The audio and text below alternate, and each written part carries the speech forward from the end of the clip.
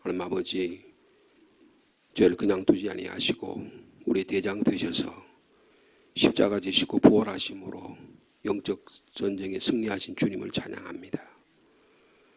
저희들은 죄악 벗은 자들이지만 담대하게 영적 전쟁에 나가려고 하지만 때론 두려움과 시험과 유혹이 우리를 둘러싸고 우리의 육신이 연약해서 우리의 이런저런 형편으로 인해서 주님을 욕되게 한 적도 많았고 부끄러운 삶을 산 적도 많았고 비겁하고 용감하지 못한 적도 많았습니다. 그러나 주님이 이기신 전쟁에게 주님 우리를 불러주시고 그에 합당한 믿음의 삶을 살라고 성령을 주셨기에 또 주님 앞에 나왔습니다. 주님 영광만 주님 받으시고 주님 오늘의 영적 전쟁에도 승리할 수 있도록 저에게 전신 갑주를 입혀 주시옵소서. 말씀의 권세를 더해 주시고 예리한 성령의 검으로 영적 전쟁에 마귀사탄 물리칠 수 있도록 힘을 주시기를 원합니다. 늘 깨어 기도하며 말씀으로 무장해서 하나님의 나라 만들어가는 귀한 백성들, 주의 자녀들 다 되도록 주께서 축복하여 주시옵소서. 때마다 시마다 우리가 올바로 판단하고 선악간 선악간에 하나님의 나라 의를 이루기를 원합니다. 먼저 하나님의 나라 의를 이루라고 말씀하신 주님의 뜻을 분명히 깨닫게 도와주시고 우리의 삶 또 필요한 간구들 제목들도 주님이 들으시고 응답해 주실 줄로 믿습니다. 오늘도 이 귀한 시간에 하나님의 말씀을 들려주시니 감사합니다. 바로 깨달을 수 있는 시간 되게 하옵소서. 예수님의 이름으로 기도하옵나이다. 아멘.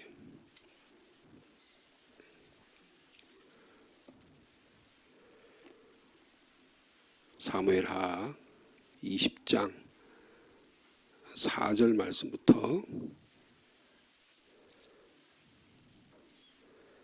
25절, 26절까지 보겠습니다.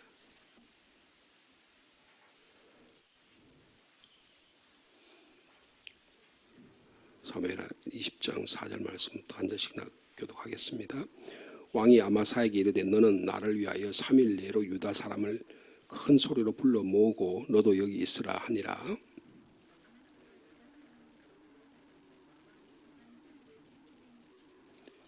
다윗이 이에 아비새에게 이르되 이제 비그리의 아들 세바가 압살롬보다 우리를 더 해하리니 너는 내 주의 부하들을 데리고 그의 뒤를 쫓아가라. 그가 견고한 성읍에 들어가 우리들을 피할까 염려하노라 하며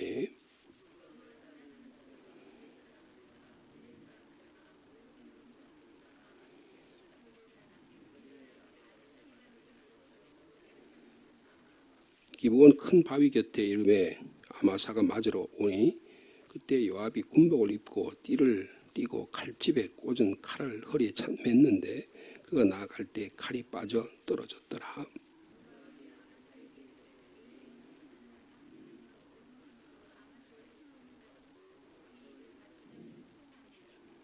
아마사가 요압의 손에 있는 칼은 주의하지 아니한지라 요압이 칼로 그의 배를 찌르매 그의 창자가 땅에 쏟아지니 그를 다시 치지 아니하여도 죽으니라. 요압과 그의 동생 아비새가 비그리 아들 세바를 뒤쫓을세.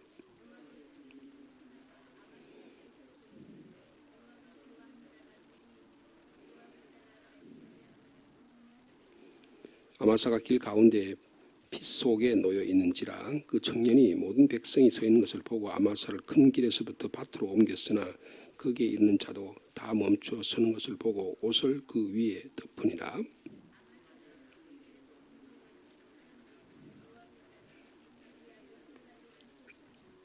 (14절) 말씀입니다. 세바가 이스라엘 모든 지파 가운데 두루 다녀서 아벨과 벤 마가와 베림 온 땅에 이르니 그 무리도 다 모여 그를 따르더라.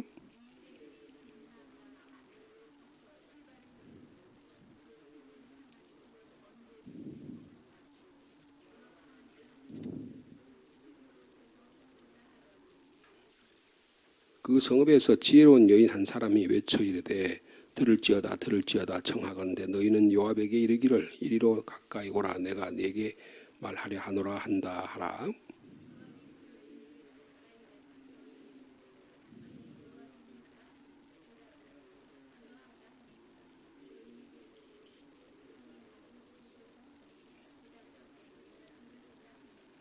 여인이 말하여 이르되 옛 사람들이 흔히 말하기를 아벨에게 가서 물을 것이라 하고 그 일을 끝내었나이다.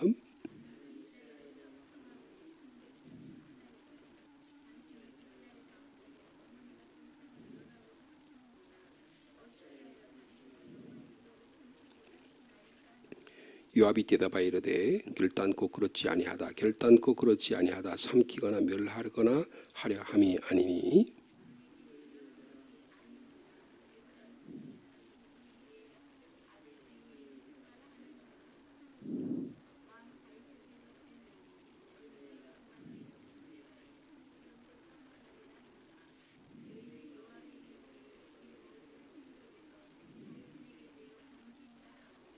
이에 여인이 그의 지혜를 가지고 모든 백성에게 나가매 그들이 비그리 아들 세바의 머리를 베어 요압에게 던진지라. 이에 요압이 나팔을 불매 무리가 흩어져 성읍에서 물러나 각기 장막으로 돌아가고 요압은 예루살렘으로 돌아와 왕에게 나아가니라.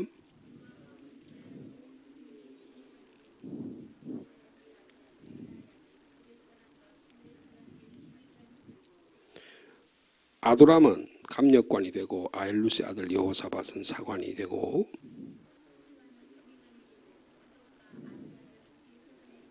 26절 같이 읽을까요?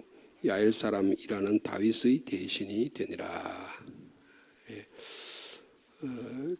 지금 압살롬의 반란이 해결이 되고 나서 지금 다윗 왕이 예루살렘 성으로 귀환을 하는 과정에서 남북의 분열이 생겼다는 것을 저희들이 어저께 살펴봤습니다. 북쪽 이스라엘 10지파가 남쪽 유다를 중심으로 한 두 지파와의 주도권 다툼이죠. 주도권 싸움에 남유다 쪽이 좀 강했던 것 같아요. 그래서 북쪽 이스라엘 사람들이 갈등을 일으키는 그런 일이 있습니다. 그 일을 계기로 해서 어려움이 생겼습니다. 그래서 다윗이 취한 조치가 두 가지다 말씀을 드렸어요. 하나는 3절에 있듯이 다윗이 예루살렘 본궁에 들어와서 지난번 도망갈 때 남겨놓았던 후궁 10명을 별실에 가두고 평생을 관계를 맺지 않고 생과부로 지내게 했다라고 하는 겁니다. 이것은 왕권을 강화하려고 하는 그런 강한 의지가 있는 것이죠. 그 다음에 두 번째로 오늘 본문에 굉장히 길게 4절에서 22절까지 내용을 소개하고 있는데 이 반란자 세바가 어저께 우리가 1절에 봤죠.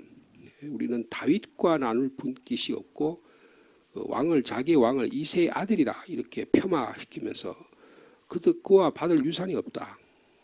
북쪽 이스라엘 10지파는 각기 장막으로 돌아가자. 이렇게 말하자면 선동을 한 것이죠. 그래서 이스라엘 백성들이 여기에 넘어가서 온 이스라엘이 다윗 따르기를 그치고 올라가서 세바를 따랐다. 그렇게 이야기합니다. 그러니까 이 세바라고 하는 사람이 굉장히 강력한 북쪽 지파의 지도자로 등극을 하게 된 겁니다. 이런 일로 인해서 다윗이 이 세바를 반란을 진압할 수밖에 없는 그런 일이 일어나게 됐습니다.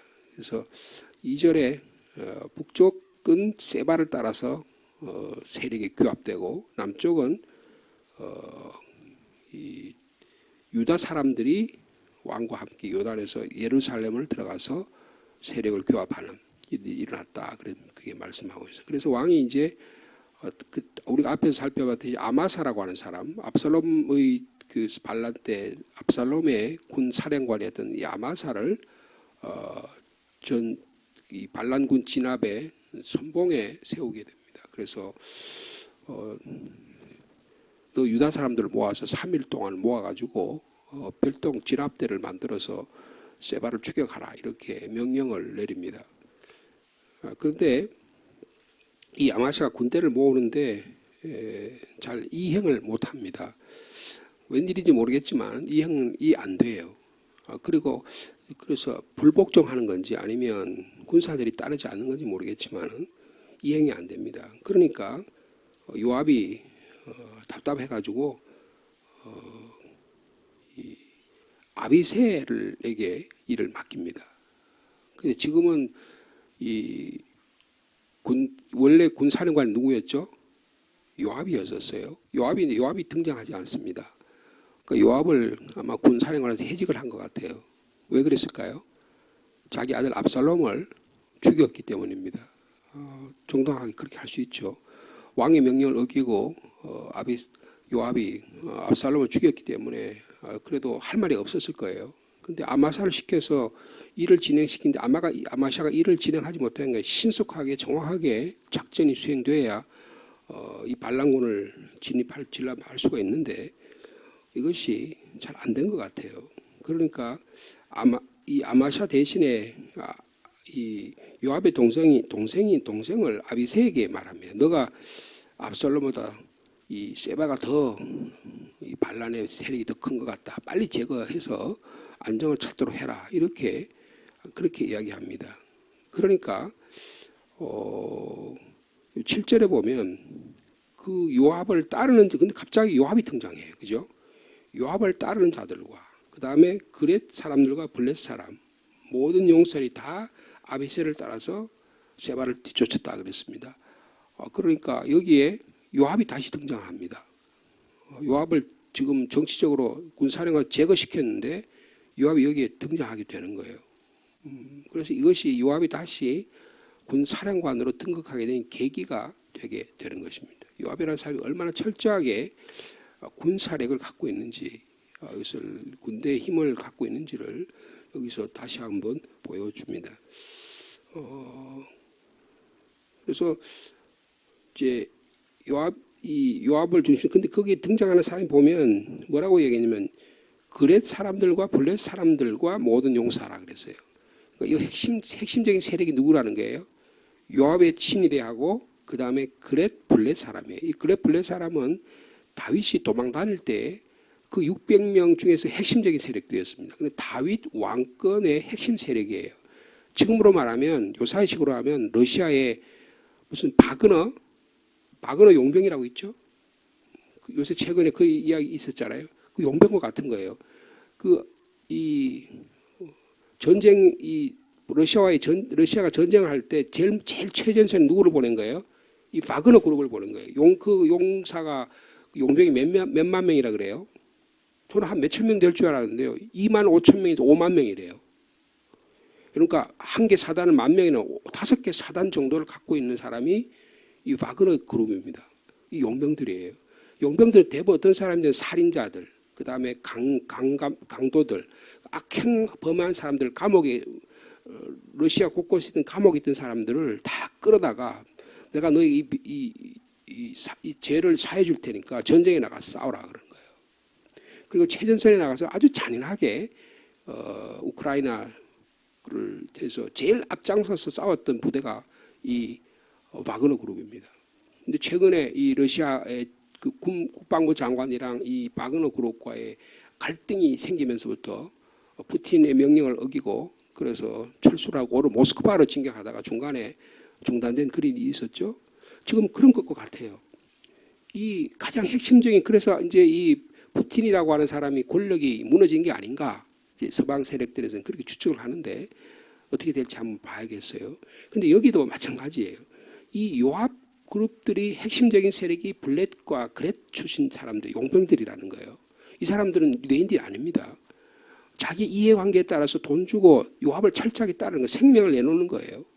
그러니까 이 다윗이 이런 권력을 차지하는 데는 단순히 유대인들의 추앙만을 통해서 된 게 아니라는 사실을 볼 수 있어요. 굉장히 강력한 군사력을 신속하고 정확한 군사력을 갖고 있다는 것을 볼 수 있습니다. 여러분 나라의 정치가 하려면 군사력이 있어야 됩니다.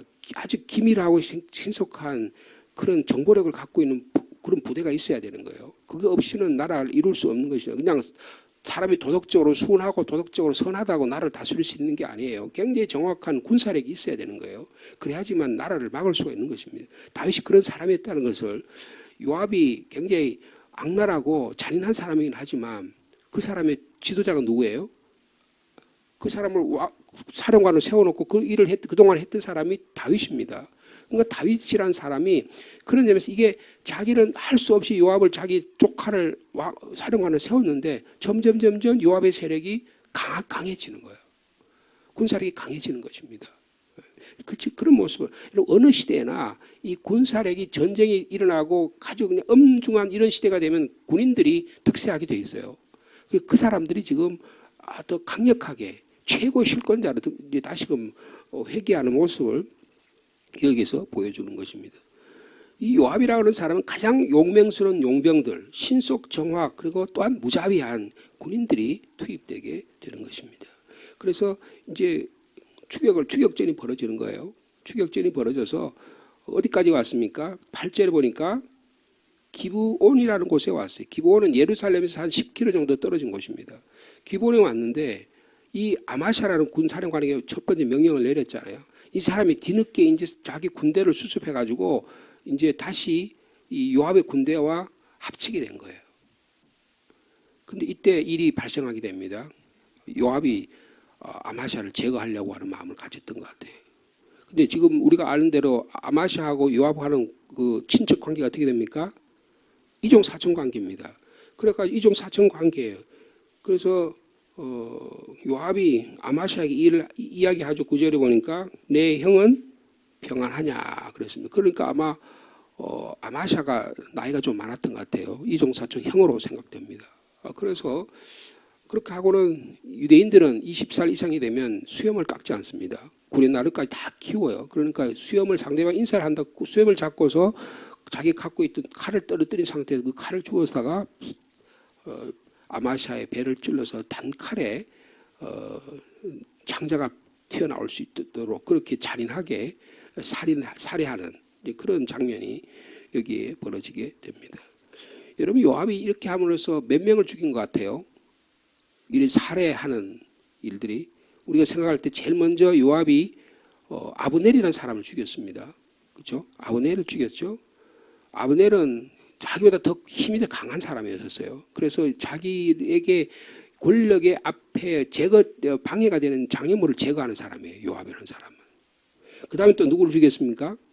우리가 알기로는 우리아를 죽였습니다. 그렇죠? 우리아도 죽인 거예요. 그 다음에 또 누구를 죽였어요? 최근에 압살롬을 죽였습니다. 자기 앞에 다윗 이외의 권력에 방해가 된다는 사람은 무자비하게 죽이는 거예요. 여러분 이게 권력의 특성입니다.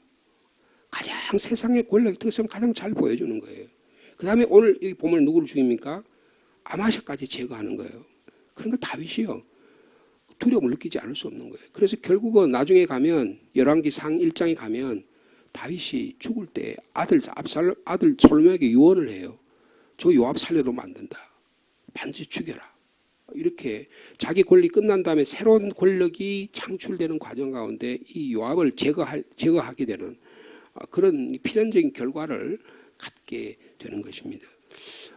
그래서 이제 그 부하들이 그 요압의 시신을 덮어가지고 이제 사람들 보지 못하게 제거한 다음에 이제 추격전이 벌어지는 것입니다. 그게 10절 후반절부터 일어나는 거예요. 그래서 쫓아가지고 어디까지 갔습니까? 여러분 14절에 보면 아벨이라고 하는 성에 도착하게 됐어요. 그 아벨이라는 것은 이 세바가 도망가다가 아벨이라는 곳에 가가지고 거기서 그러니까 막 지금 요압과 모든 군사들이 다 모여서 그럴 때 추격전이 벌어진 거죠. 그러니까 아벨로 도망을 갑니다. 도망을 가니까 그러니까 이 요압과 그의 군사들이 어떻게 해요? 아벨로 가서 세바를 에워싸고 그 성읍을 향하여 지역 언덕 위에 뭘 했어요? 토성을 쌓았습니다. 그러니까 아벨이라는 성이 있으면 그 성에다가 똑같이 뭘 쌓았다는 거예요? 그 높이만큼 또 성을 쌓았다는 거예요. 뭐 하려고요? 그 성을 공격하려고. 그렇게 완전히 그러니까 그 요압 아벨 성을 완전히 진멸해 버리겠다는 거예요. 요압이 아마 조금만 더 놔뒀더라면 완전히 제거했을 것입니다. 그러니까 이 아벨성에서 큰일이 난 거예요. 성을 쌓으니까.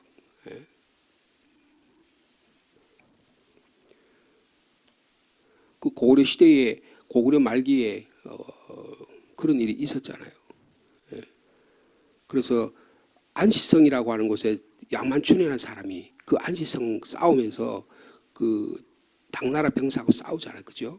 근데 아주 강력하게 이 고구려 군사들이 그 성을 지키는. 그래서 그게 어떻게 합니까? 거기다가 같이 똑같은 토성을 이만큼 쌓아가지고 공격해 내려오는 그런 일들이 있었어요. 여러분, 마사다라는 곳이 있죠. 마사다. 여러분, 제가 한두 번 설명드린 걸로 아는데 이 사해 제일 남쪽에 보면 마사다가 있어요. 천혜의 토성입니다. 로마 AD 60년에 예수님 죽으시고 나서 한 30년 AD 60년에 로마의 예루살렘에 반란이 일어났습니다. 로마군에 대한 반란이 일어났어요.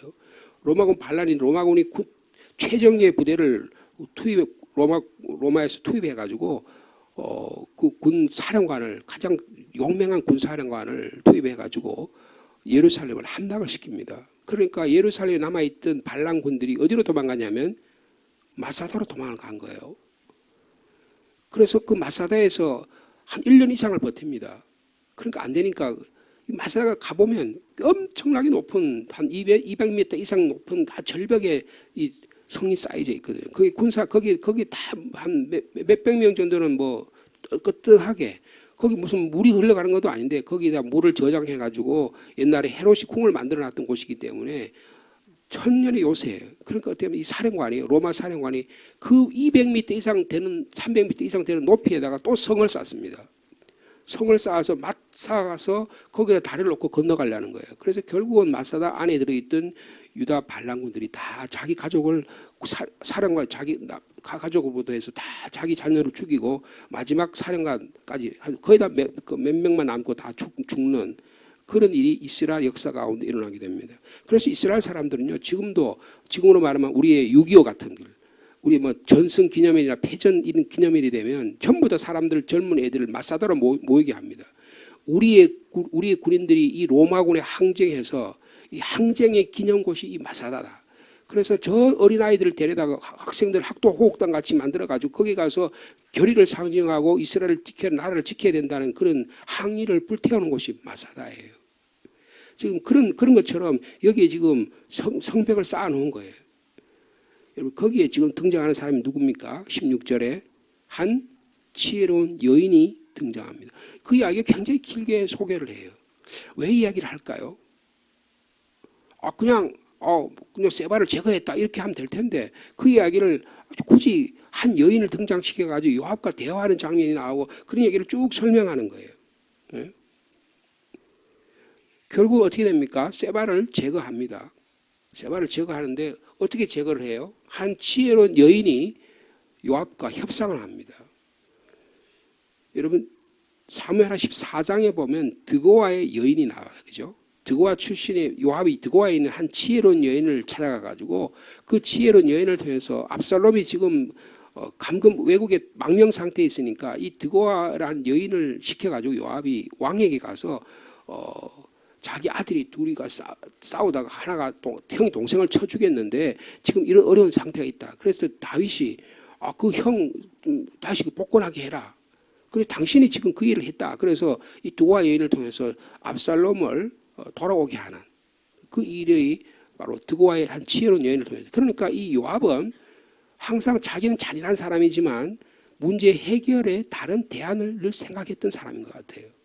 그래서 요압은 지금 성을 쌓아가지고 토성을 쌓아서 완전히 이 아벨성을 진멸하려고 생각했는데 그 아벨성의 한 지혜로운 여인이 나타나게 된 것입니다. 그래서 당신이 이 요압성에서 철수를 하면 우리가 의논해가지고 이 반란군 괴수 세바를 목을 쳐서 넘겨주겠다. 그 이야기 제안을 한 거예요. 그러니까 요압이 전적인 동의를 합니다. 우리가 너희들 이 성을 죽이려고 하는 게 아니다. 진멸하려고 하는 게 아니다. 저 세바만 제거하면 우리는 빨리 철수하겠다. 그래서 결국 어떻게 합니까? 이 지혜로운 여인에 의해서 그 성 사람들이 모여가지고 이 세바를 포로로 잡아서 그를 목을 쳐서 성 밖으로 던집니다. 이 이야기가 왜 이게 길게 여기 소개하고 있을까요? 여러분 이런 아주 참혹한 전쟁 가운데도 하나님은 평화를 원하신다는 거예요. 하나님은 지혜를 원하신다는 거예요. 평화를 중요하게 여긴다는 겁니다. 한 여유로운 지혜로운 여인이 폭력보다가 하나님은 지혜를 통해서 평화를 추구하기를 원하신다는 거예요. 여러분 이 지혜로운 여인은 어떤 상황입니까? 주변 상황을 판단할 수 있는 대안적인 태도를 갖고 있는 사람이에요. 여러분 우리에게 이런 이 아벨 드고와 여인처럼 아니면 이 아벨의 여인처럼 지혜로운 믿음의 사람 되기를 축복합니다.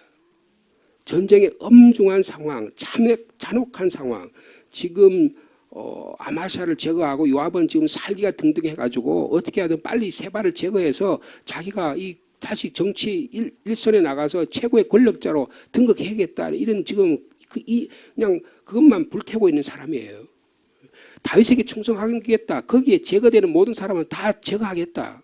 뭐 그게 압살롬이든 뭐든 뭐 아마샤든 뭐든 전부 다 제거하겠다는 거예요. 여러분 살인을 좋아하는 요압의 무자비한 모습하고 거기에 연약한 한 여인이 등장합니다. 그런데 지금 성경 우리에게 뭘 가르치는 거예요? 이 요압의 잔인함이 승리한다는 거예요. 이 평화를 상징하는 지혜로운 여인이 승리한다는 거예요. 지혜로운 여인이 승리한다는 거예요. 여러분의 성이 무너질 수는 있지만 우리의 마음을 지키기는 더 어렵습니다. 여러분 잠언의 말씀에 그런 말씀이 있잖아요. 여러분 오늘 본문의 말씀을 통해서 결국 아벨이라는 이 성의 이 한 여인은 자기 성을 지키게 되는 거예요.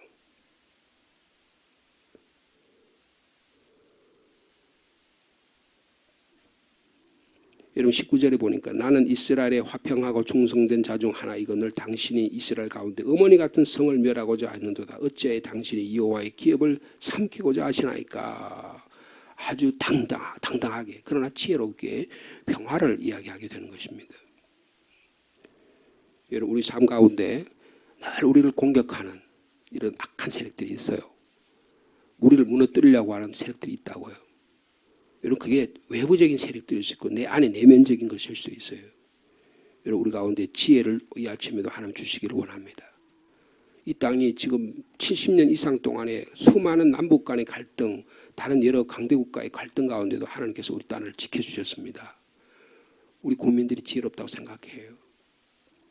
여러분 이 상주 땅이 평화로운 땅이 되기를 원합니다. 이 대한민국이 평화로운 땅이 되기를 원합니다. 주님의 몸된 백성들이 기도하면서 눈물로 기도하면서 이 땅을 지켜왔다고 생각해요. 그러니까 어떻게 됩니까? 다 나팔을 불고 요압이 나팔을 불고 무리를 흩어지게 하니까 성읍으로 흩어가게 됩니다. 그래서 세바의 반란이 수습되는 모습을 오늘 본문이 우리에게 설명하고 있습니다. 그리고 나서 23절에서 26절은 무슨 얘기예요? 다시 정상적인 그 체제가 갖추어지게 되었다는 거예요. 왕권 관료주자들이 거기에 하나하나 나타납니다. 거기는 누가 다시 군사령관을 등극해요?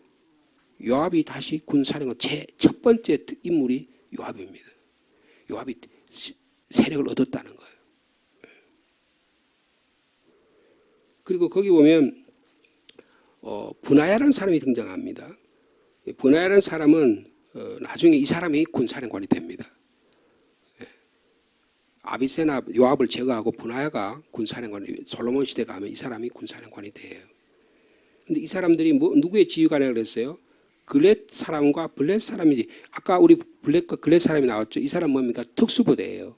그러니까 아주 다윗의 친위대라는 거예요. 이 다윗의 친위대에 그러니까 아마 다윗을 우리나라 말하면 청와대 주변의 경우 친위부대, 다윗 그 왕궁을 보호하는 핵심적인 뭐 보안사령부 아니면 수도경비사령부 뭐 이런 이쪽에 있는 친위대를 말하는 거라고요. 그 핵심적인 세력들을 권력의 세력을 지키는 사람들의 그 핵심이 누구예요? 분하야라는 사람이래요. 그리고 분하야가 다윗의 가장 가까운 세력으로 여기에 등장하게 됩니다. 그래서 우리에게 소개해 주는 거예요. 그 다음에 또 하나 등장인물이 나오는데 우리는 별로 관심이 없을 것 같지만 여러분 감역관이라는 게 등장합니다. 여러분 거기 24절에 아도람은 감역관이 됐다 그랬죠. 이 감역관이 뭘까요? 이게 노동을 총괄하는 사람이에요. 노동 감독관입니다. 여러분 이게 어느 시대 가면 이게 본격적으로 일이 등장하죠. 솔로몬 시대에 왕궁을 짓고 성전을 짓는 데 등장하는 인물이 감독관입니다. 그러니까 이 노동 감독관이 굉장히 중요한 인물이에요. 근데 이미 벌써 다윗 후대에 이것이 등장했다는 것은 무슨 의미일까? 다윗이 뭘 준비한다는 거예요? 성적을 짓고 앞으로 어떤 일을 할 것인가를 그래서 노동력을 지금 준비하려고 있다는 것을 말할 수 있는 거예요. 여러분 이게 선하게 작용하면 엄청난 나라를 부흥시키고 그것이 일어나지만 이것을 부정적으로 사용하면 어떻게 돼요?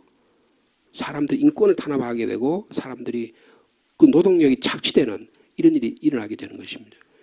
솔로몬 시대, 다윗 시대는 문제가 없었던 건데 솔로몬 시대 후기에 가면 이것이 불만 세력이 돼서 결국은 나라가 나눠지게 되는 이 원인이 되게 되는 것입니다. 자, 우리가 오늘 20장까지요. 이제 말씀을 우리가 살펴보게 됐는데 이제 이 사무엘상 16장부터 사무엘하 20장까지가 다윗의 이야기예요. 그리고 이제 21장부터는 다윗의 후반기의 어떤 내용들을 한 21, 22, 23, 24, 4장에 걸쳐서 후반기 이야기들을 이제 요약하는 그런 말씀이 되겠습니다. 이제 다윗이 후반기로 가면서 나라가 어지러워져요. 이 가운데도 하나님은 이스라엘 백성을 지키시고 보호하고 있음을 말씀하고 있습니다. 하나님은 사람과 함께 하시는 거예요. 때로는 요압과 같이 악한 사람이지만 하나님은 그 가운데도 이스라엘 백성을 지키기를 원하고 계시다는 것입니다. 하나님의 일하는 방식, 하나님이 노하기를 더디하시고 인자가 풍부하셔서 이 가운데도 이 잔인한 살해와 음모와 반란과 갈등과 그 가운데도 하나님은 하나님의 나라를 만들어 가기를 원하신다는 것입니다. 우리는 결점이 많고 우리는 늘 정도를 벗어나고 우리는 때로는 우리가 갈등을 일으키는 우리의 삶 가운데 있을지라도 하나님은 하나님의 일들을 만들어 가고 계시다는 것입니다. 그런 가운데 때로는 요압과 같은 사람을 들어 쓰시기도 하지만 때로는 아벨의 지혜로운 이름 모르는 한 여인을 들어 쓰시기도 하신다는 것입니다. 이 거룩한 하나님의 나라 만들어가는 일에 우리가 주의 백성으로 지혜로운 사람으로 오늘도 들었음을 받는 귀한 여러분 되기를 축복합니다. 거룩하신 하나님 아버지, 다윗 이야기를 저희들이 읽고 있습니다. 우리의 삶의 현실과 너무나 유사합니다. 좋고 거룩하고 도덕적으로 윤리적으로 옳은 일만 소개하는 게 아니라 우리의 삶의 모습처럼 부끄럽고 비참하고 게으르고 나태하고 잔해하고 그리고 참으로 어리석은 일들이 다 드러나지만 하나님은 그 가운데도 하나님의 나라를 만들어 가기를 원하십니다. 인간의 세상은 왕을 세워놓고 그 왕을 정점으로 해서 권력을 독차지하려고 합니다. 오늘의 세상의 모습과 다를 바가 하나도 없습니다. 그러나 하나님의 나라는 하나님의 지혜로운 자를 들어 사용하고 계십니다. 오늘도 저희가 하나님의 나라 만들어가는 거룩한 백성 될 수 있도록 주께서 역사하여 주시옵소서. 주님, 우리가 하나님의 나라 만들어감에 있어서 혹시 요압과 같이 잔인한 자는 아닙니까? 자기 이해관계를, 자기의 권력을, 자기 것을 차지하기 위한 수단과 방법으로 하나님을 사용하고 하나님의 사람들을 이용하고 있지는 않습니까? 하나님 아버지, 아벨의 지혜로운 여인처럼 하나님의 나라 거룩한 백성을 살리는 공동체가 되게 하여 주옵소서. 지혜가 필요합니다. 기도가 필요합니다. 말씀의 권능이 필요합니다. 그때그때마다 그런 자를 들어주셔서 우리 시민교회를, 우리 가정을, 이 땅을 살리는 성도들 될 수 있도록 인도하여 주시옵소서. 그런 자는 하나님이 선택한 자이고 하나님이 예비한 자이고 하나님이 훈련시킨 자입니다. 그런 자를 하나님 보시고 착하고 충성된 종아 우리에게 칭찬해 주실 줄로 믿습니다. 우리가 늘 종말론적인 의식을 가지고 주님 앞에 섰을 때 우리의 말과 행동과 삶이 하나님 보시기 어떤지를 살펴볼 수 있는 저희들 되게 하여 주옵소서. 우리 주변의 연약한 자를 돌아보게 하시고 우리 주변에 우리의 도움을 필요한 자를 기도하게 하시고 오른손이 하는 일을 왼손이 모르게 서로 돕고 위로하며 하나님의 거룩한 나라 만들어 가도록 주께서 축복하여 주시옵소서. 장마가 계속되고 있습니다. 우리 건강을 지켜주시고 또 나라 곳곳에 어려움이 없도록 주님께서 지키고 보호하여 주옵소서. 6월에 한 달 동안 지켜주신 주님, 7월의 일들도 하나님 지켜주시고 보호하시고 이제 여름 성경학교 또 선교지를 탐방하는 일들 또 하나님의 나라를 만들어가는 거룩한 일들 주님이 지키고 보호하시고 일상생활 가운데도 하나님의 거룩함을 만들어가도록 주께서 축복하여 주옵소서. 기도의 제목을 가지고 주님께 엎드립니다. 육신의 연약함, 우리의 마음의 연약함, 또 우리의 삶에 필요한 것들을 간구하는 기도의 제목들 주님이 아시오니 들으시고 응답하여 주옵소서. 특별히 이 시간에 자녀들을 위해서 기도합니다. 주님 자녀의 앞길을 보호하여 주옵소서.